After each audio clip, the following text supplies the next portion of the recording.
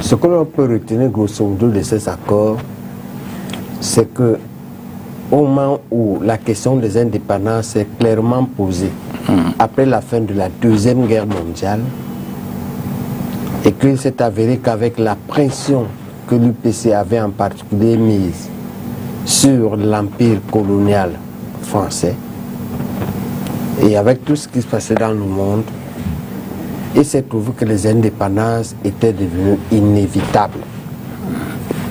Et les Anglais, parmi les pays colonisateurs, il y avait les Anglais. Je crois qu'ils avaient le plus vaste empire colonial. D'accord. Fort de l'expérience américaine, le Parlement anglais s'est trouvé divisé. Et une grande partie a pensé qu'il faut libérer les peuples colonisés, parce que de toute façon, ils finissent par se libérer.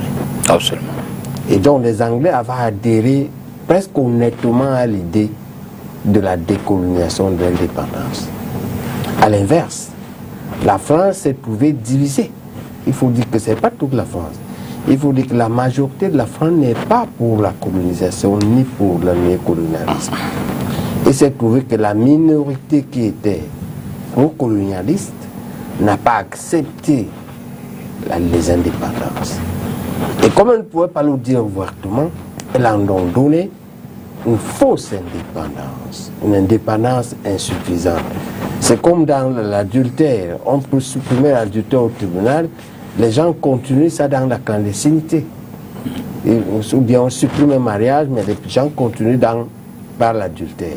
Alors que le mariage est supprimé, la liaison est supposée supprimée. Et donc, qu'est-ce qu'elle a trouvé comme subterfuge?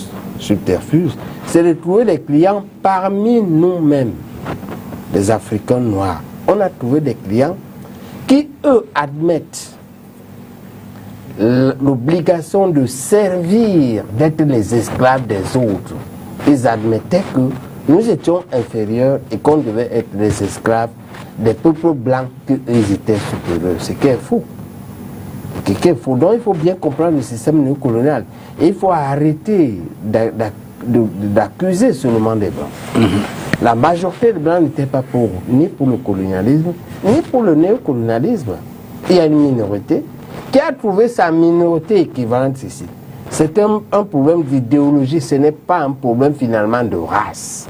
Okay. Ça ressemble à un problème de race, des blancs contre les noirs, mais c'est en fait un problème de croyance et un problème finalement d'intérêt. C'est les croyances et les intérêts. Et qu'est-ce qui peut justifier ces dernières années justement qu'on y revienne assez, c'est ancienne, qu'on y revienne assez souvent sur ce qu'on appelait la fin des accords coloniaux. Ça date de 60, mais depuis 5 à 10 ans, on en parle de façon récurrente. Parce que c'est ces accords coloniaux-là qui sont le socle du néocolonialisme. C'est la nouvelle façon d'exploiter l'Afrique, était dans les 11 accords secrets. En tout cas, l'Afrique équatoriale et l'Afrique occidentale française, les deux là. Et à cause de ces 11 accords secrets, ces pays-là, nous sommes restés les derniers pays d'Afrique. D'accord. C'est-à-dire que tous les pays anglophones s'en sortent. Et on sait que les premières puissances économiques de l'Afrique aujourd'hui, c'est le Nigeria numéro 1, le numéro 2, l'Afrique du Sud, et le numéro 3, l'Égypte. Et que le 4e, l'Algérie, ou le 5e, le Maroc, eux, pour des raisons historiques et parce qu'ils ont gagné la guerre de l'indépendance, n'ont pas eu les accords secrets, n'ont pas vécu le néocolonialisme comme nous. Nous, il faut savoir que c'est d'abord une affaire de défaite militaire.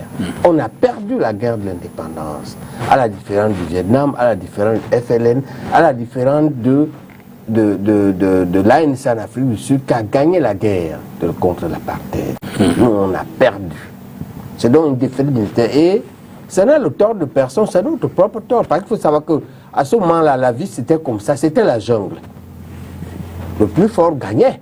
Absolument. Et c'est notre tort d'avoir été faible. C'est tout. D'accord. Et Jean-Paul Sartre le dit bien, ce qui est important dans la vie n'est pas tant ce dont on a fait de toi, Ce qui est plus important encore, c'est ce que tu fais, ce qu'on a fait de toi. Absolument. Si on a fait de nous des colonisés, c'est à nous de sortir de la colonisation. Et justement, en 1948, lorsque l'UPC naît, on a l'impression que son principal cheval de bataille, c'est la fin du pacte colonial. En 1960, le Cameroun accède à l'indépendance. Y a-t-il une forme de lien? Y a-t-il un parallèle entre ces deux événements-là, d'autant plus qu'on le sait que l'UPC, je l'ai dit, a choisi de faire de la fin du pacte colonial une bataille perpétuelle. Oumyobé et puis tous les premiers militants combattants de l'UPC l'ont suffisamment martelé. Et la question revient à nouveau aujourd'hui. Faites-vous un lien de causalité avec ces événements-là? D'abord, le but de l'UPC était la fin de la colonisation, point. Pas seulement du pacte. Okay. De la colonisation dans le pacte, de la colonisation dans le fait. Maintenant, y a-t-il parallélisme, relation de cause à effet? Il faut que les gens arrêtent la démagogie, qui nous prouve le contraire. C'est l'UPC qui a provoqué, négocié, revendiqué et obtenu l'indépendance du Cameroun. Maintenant, c'est clair, elle a obtenu une indépendance partielle. Et pour cela, elle n'a pas atteint son objectif. Et que mettez-vous dans le partiel? Ce qu'on met dans le partiel, c'est que dans le partiel, on a quand même obtenu une chose. D'accord. La gouvernance politique, parce qu'il faut comprendre ce qu'était la colonisation. C'était une domination qui avait 4 piliers. Les 4 piliers de la domination coloniale avaient la domination militaire. C'est-à-dire que le colonel Lamberton s'aimait la mort dans tout le Cameroun. C'était lui le général du Cameroun. Donc un général du Cameroun français, et on connaît son nom, c'est le colonel Lamberton, par exemple. Parce que celui qui assassine et son groupe le 13 septembre. Deuxièmement, domination politique. C'est-à-dire le président du Cameroun qu'on appelait le haut commissaire était un blanc en colon. D'accord? Deuxième pilier politique. Troisième pilier économique, c'est-à-dire que votre sol et votre sous-sol et vos richesses étaient exploités. Par l'Occident. Oui, par le colonisateur. D'accord. Et puis maintenant, il y a la domination au moins culturelle. Donc une domination militaire, une domination politique, une domination économique et une domination culturelle. C'est ça qu'il faut comprendre. Quand vous avez compris ça, on dit maintenant que c'était l'indépendance partielle, parce qu'au moins, on a quand même obtenu, bien que ce soit des vendus, ou bien des gens qui n'étaient pas prêts à gouverner le Cameroun indépendant, mais c'était nos frères, quand même. Donc ce n'était plus Mesmer ni Roland Plé, c'était Mbida puis Ahidjo. Absolument. D'accord? À ce titre, c'est quand même une indépendance. Mais elle a à peine le tiers de ce que nous avons, que l'UPC a revendiqué. D'accord. Ok? Mais je dis une fois de plus que c'est un échec de type militaire et politique et diplomatique, c'est tout. On a lutté de 1948 à 1960 et on a sur 4 choses, on a obtenu à peu près une seule. Okay. Les 3 autres, on ne les a pas obtenues. Ok? Et vous pouvez être d'accord avec nous aujourd'hui qu'on ne sait pas si on a obtenu un peu plus. En 2009, il paraît que la presse dit que Paul Biya a réussi à négocier la suppression du pacte économique de la non-appartenance du sous-sol au Cameroun. Et on a vu exactement le 14 juin 2011, on a vendu la première cargaison de pétrole directement à la Chine. Absolument. D'accord? C'est qu'on a vu également, moi j'ai vu les Chinois travailler à 2 h du matin sur l'autoroute qu'ils sont en train de construire, Douala et Yaoundé. On a vu les Chinois travailler ici sur le pont, sur le Vouri. C'était impossible avant. Absolument. Donc il est possible que même la dépendance économique a commencé à sauter. Et que peut-être l'information que la presse nous dit, parce qu'on a attendu, j'ai provoqué les gens du RDPC, que vous ne pouvez même pas parler quand votre chef fait quelque chose de bien. Comment se peut-il qu'il peut faire ça? Et vous ne le dites même pas. Le pauvre. Le pauvre. Et donc il paraît que le verrou économique est en train de sauter. Absolument. Ok, donc on a quand même on a fait un pas de plus. Il paraît qu'il a fait sauter presque complètement le verrou militaire. C'est-à-dire qu'il a obtenu en 2009, on ne sait pas il a fait le Fillon entre l'aéroport et la présidence. Le type est venu signer qu'on ne peut avoir que 15 militaires au Cameroun. Ils ne peuvent venir que pour la logistique. Et pendant qu'ils sont là, ils ne peuvent pas porter la tenue de l'armée française, mais la tenue de l'armée camerounaise. Ok? Absolument. Et si c'est vrai, c'est une avancée. C'est une autre avancée. D'accord. C'est important pour les opposants. Parce qu'il faut savoir jusqu'où pour bien arriver dans cette lutte, pour la continuer et la poursuivre. Il ne faut pas faire comme s'il n'a rien fait. Parce qu'on risque de radicaliser nos partenaires en France. Alors qu'il y a des avancées. Alors qu'il y a des avancées. Je suggère qu'on prenne le premier reportage de cette émission et puis on revient derrière, évidemment, suivre sous la thématique qui est en débat ce soir, en échange. Je propose qu'on prenne cette conférence de presse organisée, je l'ai dit, à Douala par un ensemble d'organisations de la société civile qui reviennent sur la situation des droits de l'homme au Cameroun. Suivez plutôt. Au cours de ce mois de février 2021, de multiples cas de violation des droits humains ont été recensés par des organisations de la société civile. Elles parlent de kidnapping, de viols, détention arbitraire et de torture sur l'ensemble du territoire national et particulièrement dans les zones en crise, à savoir les régions du sud-ouest, nord-ouest et de l'extrême nord. Le constat fait, 25 recommandations sont faites aux différentes parties prenantes au nombre de 4. D'abord, les autorités gouvernementales.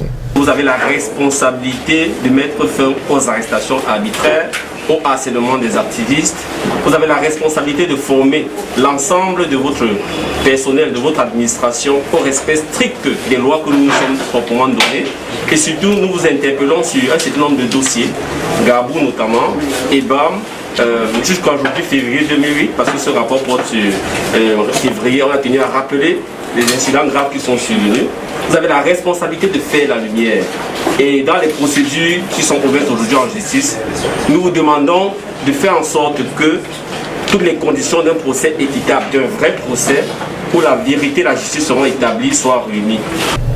Ensuite, la communauté internationale et les différents groupes armés. Partenaires, nous disons qu'elle a la responsabilité d'appuyer les efforts des citoyens camerounais pour que vérité et justice soient établies, qu'elle doit interpeller son partenaire qu'est le gouvernement sur le respect des engagements qu'il a pris et qu'elle doit aussi appuyer les efforts pour que ceux qui sont responsables des violations et des violences soient sanctionnés.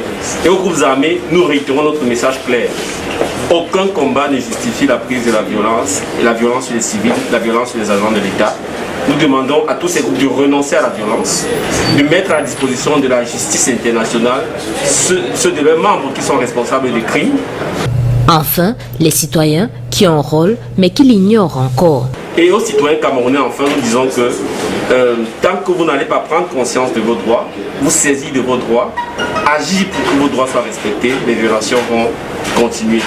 Le gouvernement, les forces de l'ordre, les autorités ne respecteront jamais d'elles-mêmes les droits si les citoyens eux n'en sont pas conscients et ne les défendent au quotidien.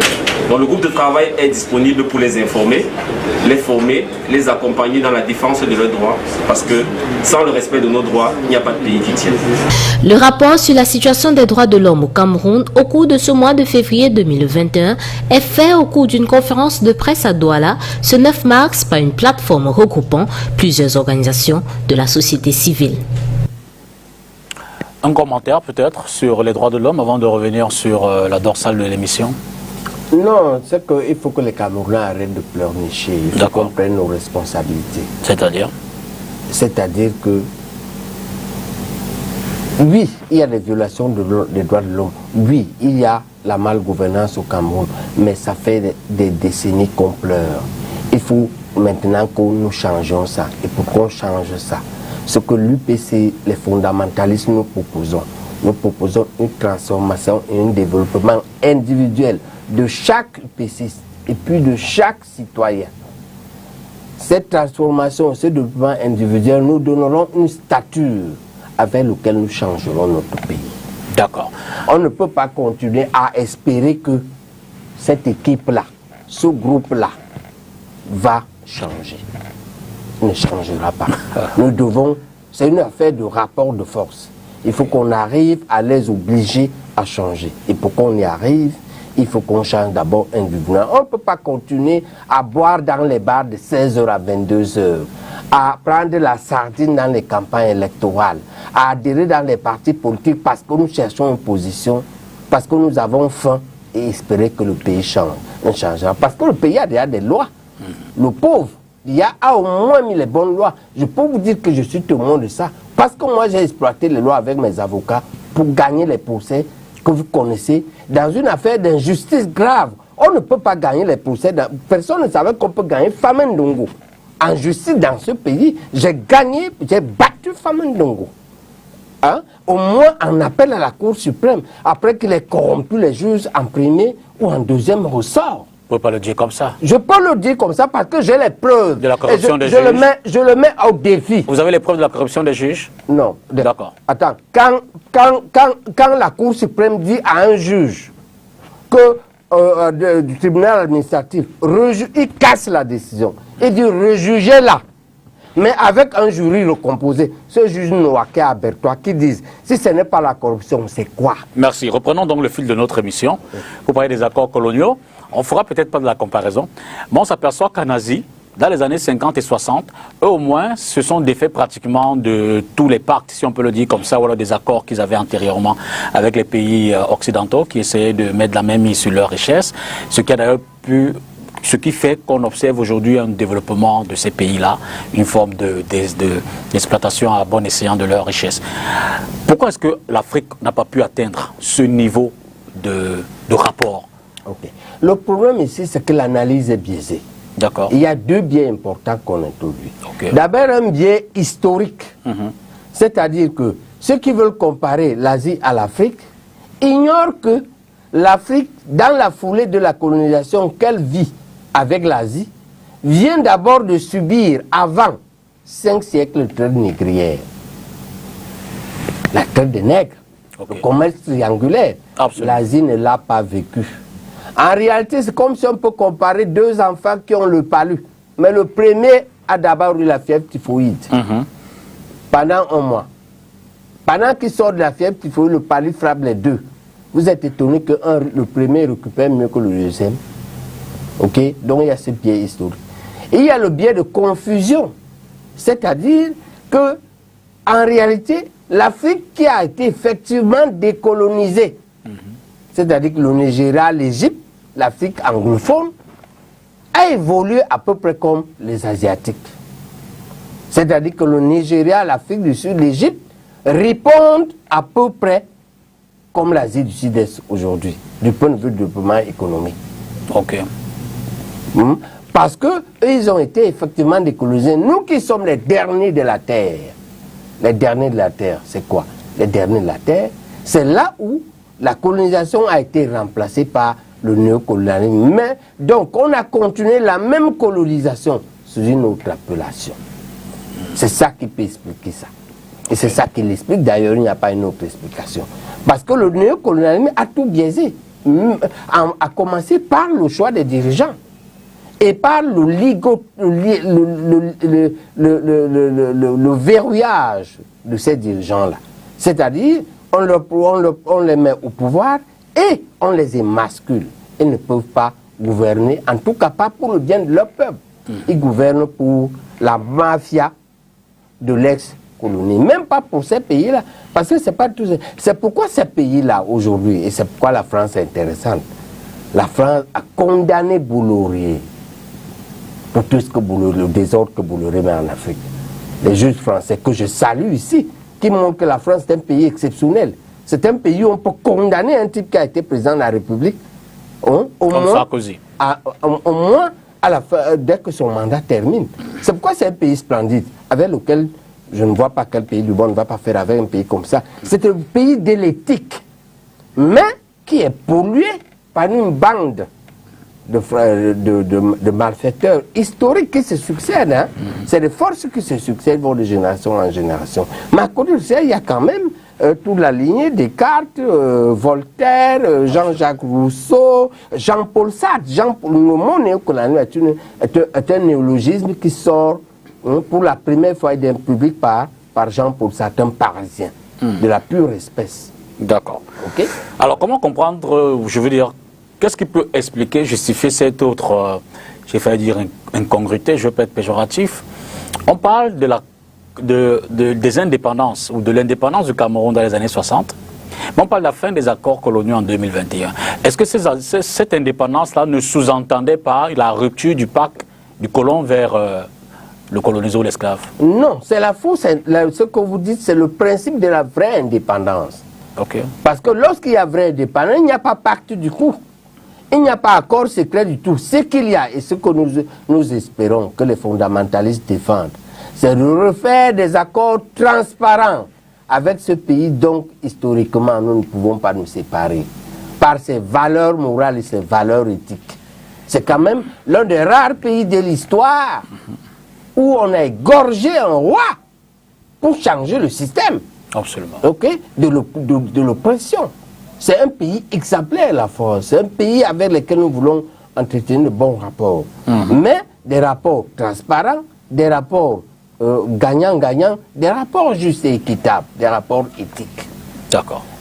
Et le problème du néocolonialisme, c'est que, ou des fausses indépendances, c'est que effectivement, on a fait des fausses indépendances avec des accords secrets. Est-ce que les accords entre les États sont secrets? Du tout. À moins de la haute stratégie. Absolument. Mais ce n'est pas jamais secret. Dès lors, vous dites, sommes-nous indépendants ou non? Et sinon, que faut-il pour que nous le soyons? Nous ne sommes pas indépendants. Nous avons encore deux piliers à traiter. D'accord. C'est-à-dire, on suppose que le pilier politique a été réglé parce que de toute façon, hein, ce n'était que nos frères. C'est nos frères qui ont gouverné depuis. Le pilier militaire, Biya vient de faire sauter. Le pilier économique est en train de sauter. Mais il reste deux piliers. Il reste le pilier politique. C'est-à-dire la réforme des institutions pour que les élections soient désormais relativement paisibles, consensuelles et acceptées. Et sur quoi repose ce pilier-là? Ça ressemble sur quatre choses. La réforme de la Constitution. D'accord. La réforme du Code électoral.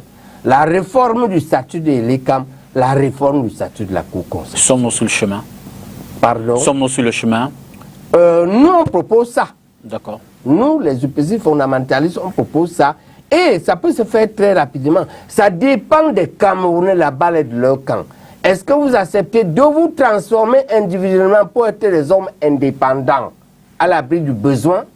Et donc, qui peut faire le choix de leur chef politique? Et les chefs politiques et éventuellement changer leur chef politique quand ils ne sont pas satisfaits. D'accord. Mais tu ne peux pas être tous les soirs dans les bars à 16 heures avec toutes sortes de bavardages et en même temps tu veux la liberté. La liberté a un prix. L'indépendance a un prix. Et ce prix-là, c'est être sérieux. D'accord. Deuxième stop de cette émission, parlons Covid. Vous le savez, la pandémie depuis plus d'un an sévit également au Cameroun, malgré toutes les mesures qui ont été prises. Et cette semaine, on l'a appris, la variante dite sud-africaine fait également mal dans notre pays. Suivez plutôt.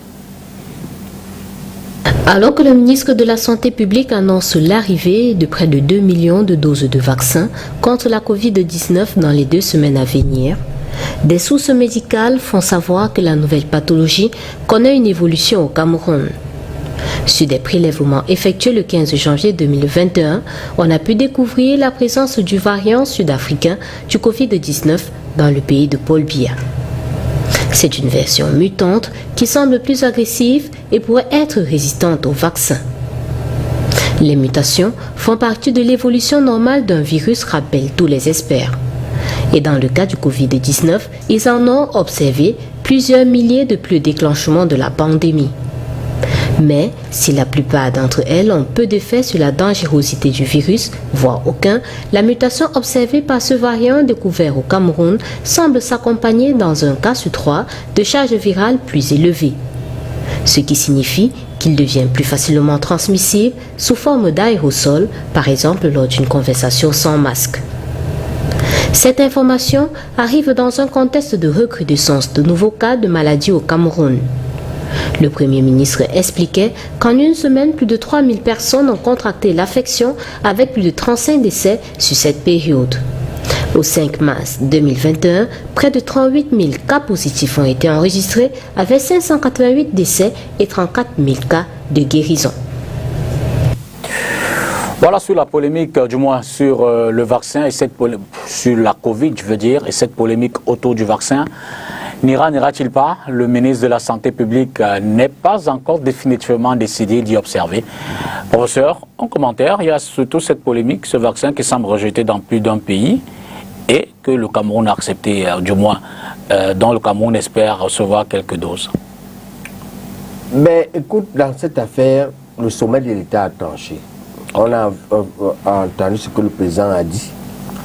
On a suivi le discours du Premier ministre et on a suivi le meilleur groupe d'experts. Les experts en médecine, les médecins les plus habitués à la vaccination, les plus pratiquants de la vaccination, c'est les pédiatres. Et je dois vous reconnaître ici que de toutes les écoles doctorales du CUS, donc des fameuses écoles de médecine au Cameroun, la plus sérieuse, c'est traditionnellement les pédiatres. Quand les pédiatres disent quelque chose, nous, on l'applique avec vous. Je dois vous dire que personnellement, non seulement je me suis vacciné pour la dernière fois, lorsque j'allais prendre mon poste à l'extrême, il y a 30 ans, en 90, je me suis vacciné contre l'hépatite B et je crois aussi contre la méningite. J'ai vacciné beaucoup d'enfants parce que ça faisait partie du programme élargi de vaccination qui était une activité statutaire de tout jeune médecin. Mais en plus, récemment, lorsqu'on m'a suspendu et que je suis allé travailler avec des catholiques, des ONG catholiques, j'ai eu l'occasion de devenir médecin-chef des hôpitaux relativement graves. Et là-dedans, j'ai eu à gérer la vaccination. Donc, toute, on va dire, la phobie qui va avec les vaccinations, il faut que les Africains comprennent que les vaccinations nous ont plutôt servi à... Moi, je peux dire que lorsque j'étais étudiant en médecine, on avait des salles complètes, pleines, avec les rougeoles.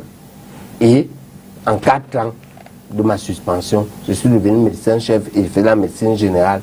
Je n'ai plus vu la rougeole. Donc vous êtes totalement... vu la méningite. Vous êtes totalement pour le vaccin. Donc, je suis pour les vaccins. Mais, il faut comprendre les Camerounais.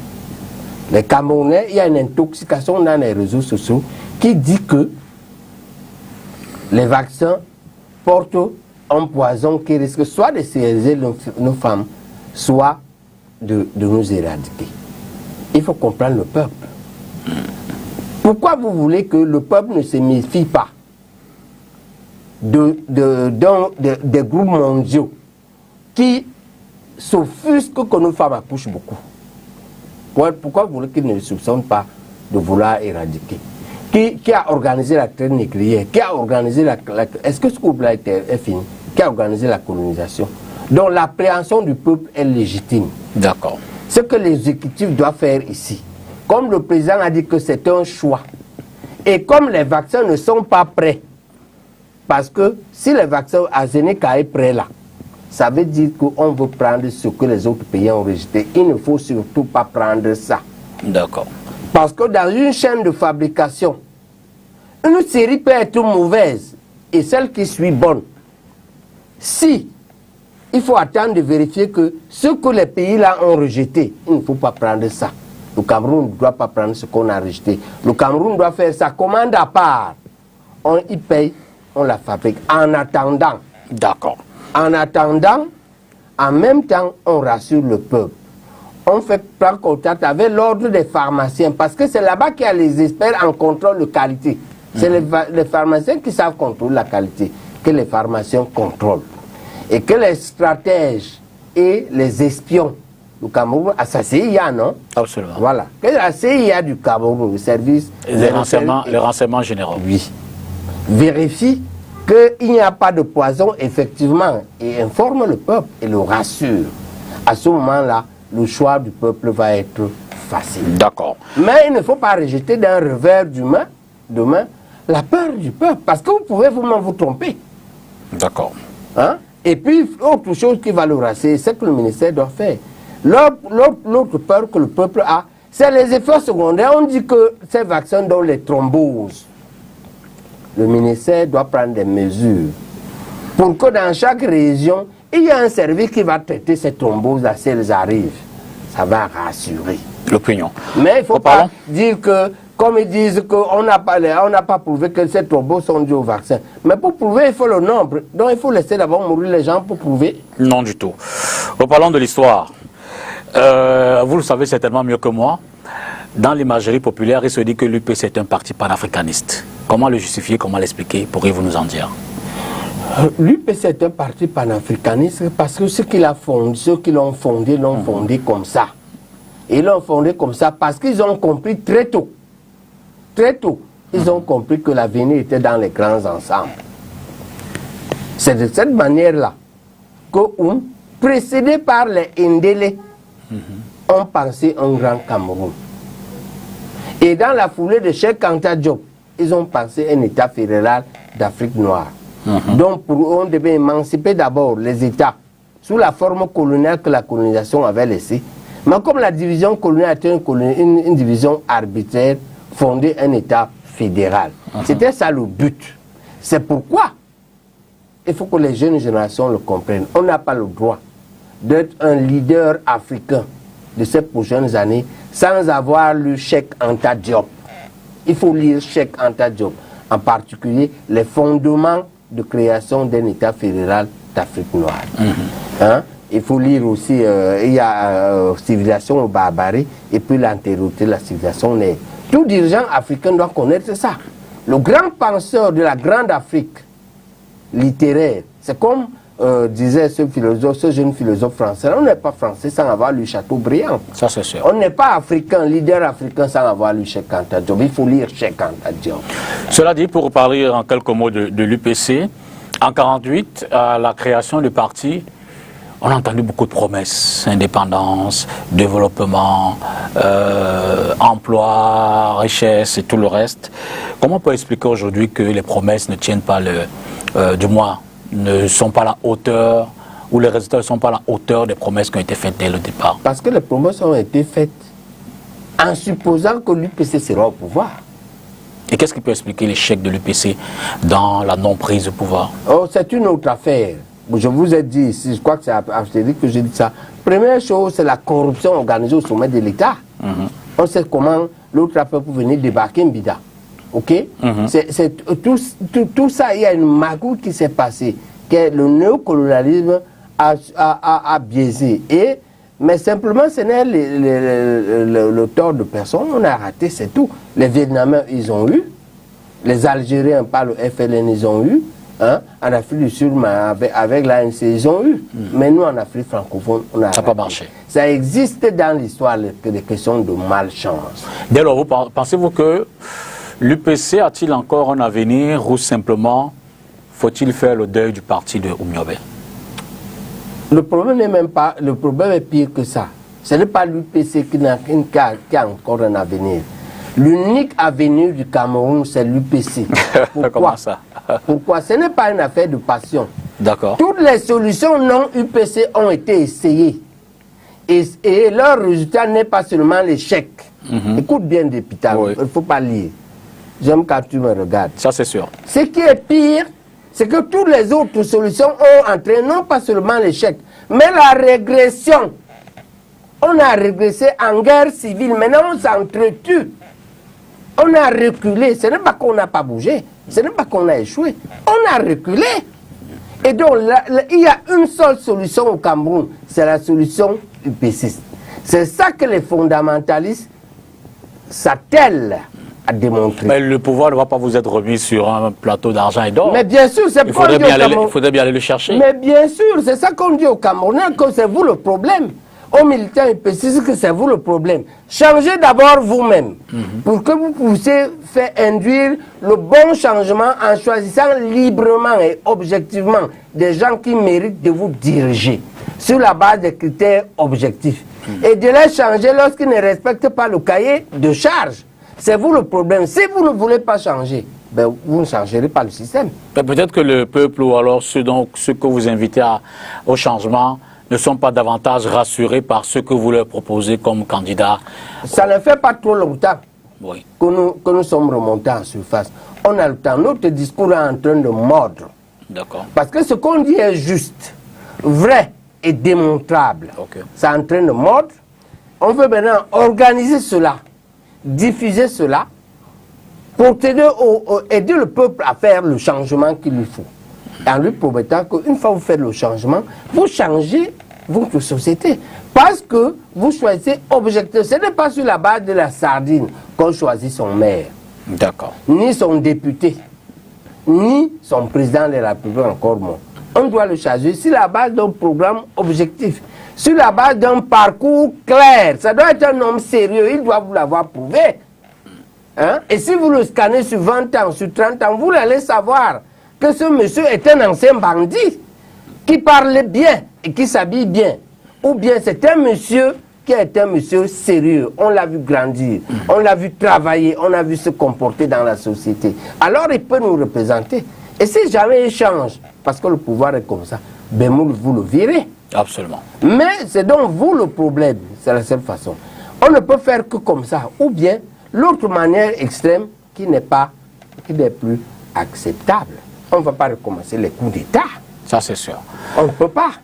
Autre sujet, dans cette émission, parlons de la session parlementaire. Députés et sénateurs sont réunis à Yaoundé dans le cadre du grand rendez-vous du mois de mars. Et sur la table, évidemment, un certain nombre de questions qu'on découvre dans ce reportage. Covid-19 oblige, les élus de la nation ont été soumis à un contrôle sanitaire avant tout accès à l'hémicycle. Masque de protection exigé. C'est dans ce contexte de crise sanitaire que l'honorable Laurentine Kouafegue a présidé la plénière d'ouverture de la première session ordinaire de cette année législative. Suite à la résurgence de la pandémie, la doyenne d'âge de la Chambre basse a appelé les populations à plus de vigilance et surtout de responsabilité en respectant scrupuleusement les mesures barrières. D'une crise à une autre, Laurentine Kouafegue invite le Parlement camerounais à condamner, dit-elle, les actes d'horreur perpétrés au nord-ouest et au sud-ouest depuis 2016. J'exhorte les services compétents à traquer les auteurs sans ménagement et à les traduire devant les juridictions compétentes pour des sanctions des plus exemplaires. Il en est de même de l'horreur due à l'insécurité routière, de plus en plus grandissante. Selon la doyenne d'âge, l'accident de la circulation survenu tout récemment à la falaise des Tians ayant causé environ 55 morts est l'accident de trop.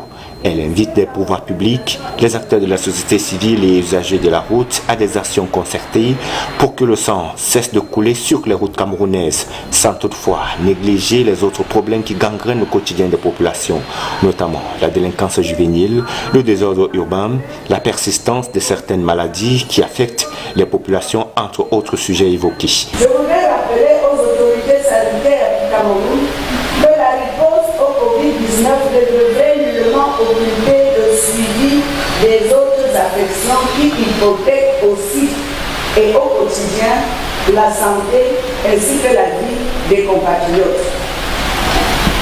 Je pense en particulier au paludisme, à la tuberculose, aux affections rénales, aux affections cardiovasculaires, au diabète, surtout et surtout à la poliomyélite. En pleine semaine de la femme, l'honorable Laurentine Kouafegue a fait un clin d'œil aux femmes qui ont marqué l'Assemblée nationale depuis la première législature.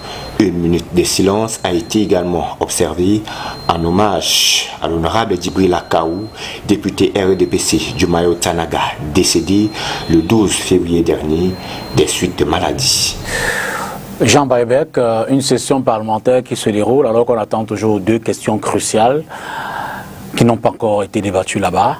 D'abord la crise dans le nord-ouest et le sud-ouest, mais ensuite cette pandémie dont les députés ne se sont pas encore véritablement saisis du débat pour peut-être, qui sait, rendre compte au peuple. Une réaction? Non, la réaction c'est que moi je n'attends pas un peu plus du système néocolonial.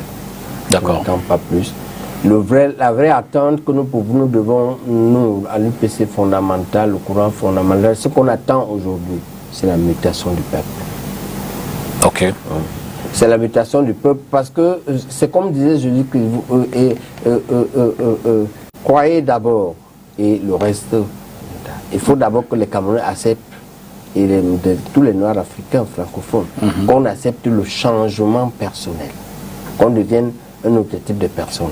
Maintenant, on va faire des organisations pour aider les gens à faire cela, aussi bien dans nos comités de base qu'en dehors du parti. C'est un projet qui dépasse le parti. Mais justement, quels sont les projets de l'UPC? D'abord pour le Cameroun, panafricanisme oblige, pour l'Afrique aussi.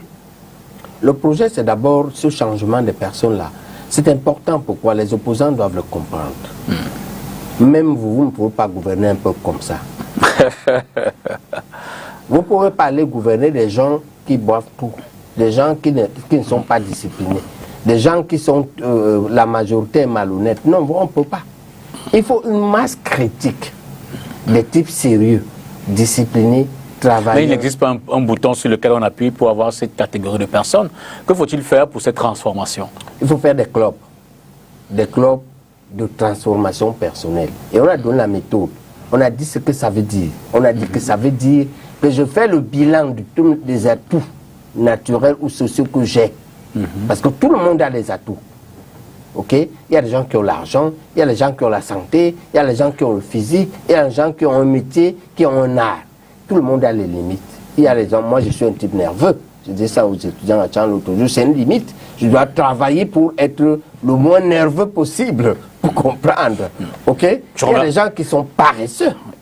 Ok? Il faut travailler la paresse et diminuer nos limites, augmenter nos atouts pour être un homme libre et indépendant.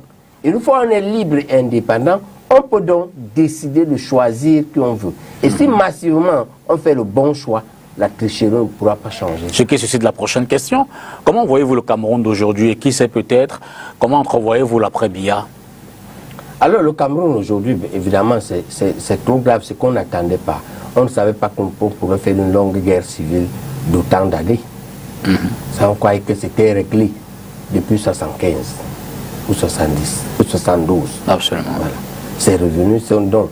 En même temps, il y a la contestation politique dans la rue. On a vu comment quand on conteste les élections. On va me dire qu'il y a la contestation partie, mais ça a duré longtemps. On a vu la base en France. Donc c'est un Cameroun qui va mal. Comment on envisage l'après-Biya? Ce que nous, on peut dire, c'est comment on le voit. Pas comment on l'envisage. On n'a pas une boule de cristal pour voir ce qui va être. Et c'est très très difficile à prévoir. Mais on peut rappeler aux uns aux autres que il faut être très très prudent, les transitions sont difficiles, même lorsqu'elles sont apparemment paisibles. On se souvient que très paisiblement, très consensuellement, Aïdjo a remis le pouvoir à Biya. Ça ne nous a pas empêché d'entrer dans une crise qui a entraîné 1000 morts. Je ne veux plus parler de cette crise ici, ok? Alors que c'était consensuel. Hein? Donc, les changements ne sont pas faciles lorsque les bases sont mal posées.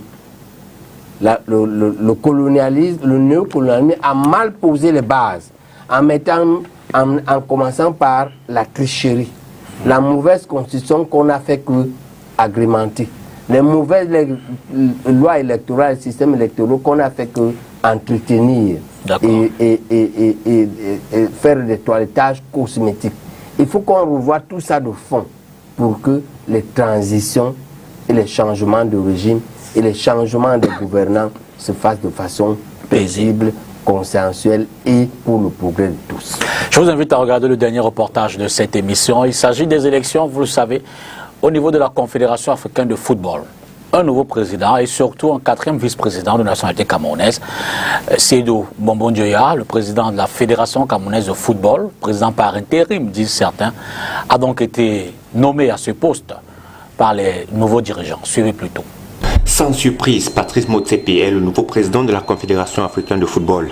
Le milliardaire sud-africain a été élu par acclamation ce 12 mars à Rabat pour la période 2021-2025. Premier sud-africain à occuper ce poste, il succède au malgache Amat Amat, suspendu 2 ans de toute activité liée au football. Premier sud-africain et premier anglophone à occuper ce poste prestigieux sur le continent, il a placé son mandat sous le signe de l'unité. Non sans remercier ses adversaires au départ, l'Ivoirien Jacques Anouma, le Sénégalais Augustin Senghor et le Mauritanien Ahmad Yahya qui ont renoncé à leur candidature sous fond de tractation politique. Si la prise du pouvoir a donc été facile pour Patrice Motsepe en tant que candidat unique, le redressement de l'instance ne le sera pas pour autant. Le principal challenge du milliardaire est sur le plan financier. La CAF s'installe dans un déficit annuel autour de 10 millions de dollars. Le défi majeur de la nouvelle équipe est d'inverser la courbe, ce qui permettrait à l'institution de jouer son rôle en développant le football africain. Pour relancer l'instance créée en 1957 et basée au Caire, Patrice Motsepe pourra s'appuyer sur 5 vice-présidents, mais surtout sur son CV assez éloquent. Né à Soweto il y a 59 ans et fils de commerçant, Patrice Motsepe a fait fortune après l'apartheid dans l'industrie minière et la finance au point d'amasser un patrimoine estimé à 3 milliards de dollars qui en fait l'un des 3 hommes les plus riches d'Afrique du Sud et la 10e plus grosse fortune du continent. Son solide réseau dans le milieu des affaires pourrait ainsi permettre de débloquer des fonds qui aideraient la CAF à respirer. Sa sœur aînée, Tsepo Motsepe, est l'épouse du président de la République sud-africaine, Cyril Ramaphosa. Motsepe est président du club des Mamelodi Sundowns depuis 2004, club avec lequel il a enchaîné de nombreux succès puisque les Brésiliennes ont décroché 7 titres de champions d'Afrique du Sud sous sa présidence et surtout remporté la Ligue des champions africaine en 2016, s'imposant comme l'un des meilleurs clubs du continent ces dernières années. Outre l'élection du président, la CAF désignait également les membres du comité exécutif et ses conseillers. Il faut noter que Seydou Mbondoya, qui représentait le Cameroun à cette assemblée générale élective, a été élu au comité exécutif de la Confédération africaine de football. 4e vice-président, Seydou Mbondoya. Vous en parlez très peu souvent. On ne vous a pas souvent entendu parler de foot. Vous en êtes un accro. Que pensez-vous du foot camerounais aujourd'hui? C'est désolant. C'est désolant. C'est une passion du Cameroun. Et lorsque je dis que nous vivons tout regardons pour le foot, c'est parce que c'est trop. Mais ce n'est pas parce que je pense qu'on ne doit pas regarder le foot. Un peuple qui n'a pas de joie perd le goût de vivre. Spinoza le démontre, nous le dit très bien. C'est l'un des premiers philosophes de la Renaissance, du moins après René Descartes. Spinoza dit bien la raison de vivre, c'est la joie. Le problème, c'est qu'elle doit être modérée.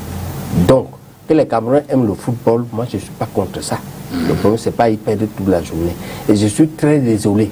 Mais ce que les Camerounais aiment le plus et qui les unit le plus, certains gens travaillent à nous détruire. Mais en même temps, ce reportage me permet de saluer ici, de me dire aux Camerounais, rappelez-vous, on dit de Motsepe, il fait partie du même groupe que Cyril Ramaphosa, le président, et même Thabo Mbeki. C'est les fils de l'apartheid. Il faut savoir que les fils de l'ANC. L'ANC a lutté plus de 80 ans pour accéder au pouvoir, pour obtenir leur indépendance, la fin de l'apartheid. Et donc la lutte peut être longue, mais pendant ces luttes, l'ANC a formé ses fils qui font les preuves, plus que leurs parents. Parce que tout le monde est d'accord que toute la gouvernance de Mbeki est claire, celle de Ramaphosa apporte les fruits, voilà les Motsepe, les grosses fortunes. Ok? Et donc, ce que nous devons faire aujourd'hui dans l'UPC, dans le seul parti pratiquement qui a de l'avenir qui nous reste, c'est de former la relève, de former la jeunesse. Parce que peu importe que nous on réussisse ou pas, nous c'est grillé. Je ne pense pas qu'on va encore réussir. Mais il faut qu'on forme la relève, qu'on forme la jeunesse pour qu'on ait des hommes comme celui-ci, pour qu'on ait des hommes comme des modèles comme Dangote. Moi j'aime bien Dangote. Hein? L'aigle noir qui trône au-dessus de la lune. Regardez son emblème. Hein? Aliko Dangote. J'aime bien Kamounien, qui a le mérite d'avoir dévancé toutes les banques néocoloniales et d'avoir la première banque camerounaise aujourd'hui. Hein? Il y a le patron de Western Union, Kunche, qui a réussi à évincer Western Union au Cameroun, pour être le leader du transfert d'argent. Nous devons le faire dans l'industrie, nous devons le faire dans l'agriculture, renverser tout ce qui est néocolonial, parce que la vraie indépendance, finalement, est économique. Merci, professeur. C'est l'économie qui guide le monde du 21e siècle. Et notre vraie indépendance viendra lorsque nous aurons l'indépendance économique, c'est-à-dire lorsque 80% des industries camerounaises seront entre les mains des Camerounais en tant que propriétaires. Parce qu'aujourd'hui, ce n'est que 20%. C'est trop grave. Merci infiniment, professeur Baïbek, en espérant évidemment que vous ayez été entendu ce soir dans cet échange que nous venons d'avoir, enrichissant par ailleurs. Merci infiniment et bon retour sur Yaoundé. Merci. Merci à tous les téléspectateurs. Merci à vous, madame, messieurs, d'avoir regardé cette autre édition de Face à l'actu. C'est dimanche, fin de semaine. Demain, une nouvelle semaine, c'est lundi. D'avance, bon début de semaine. Bonsoir.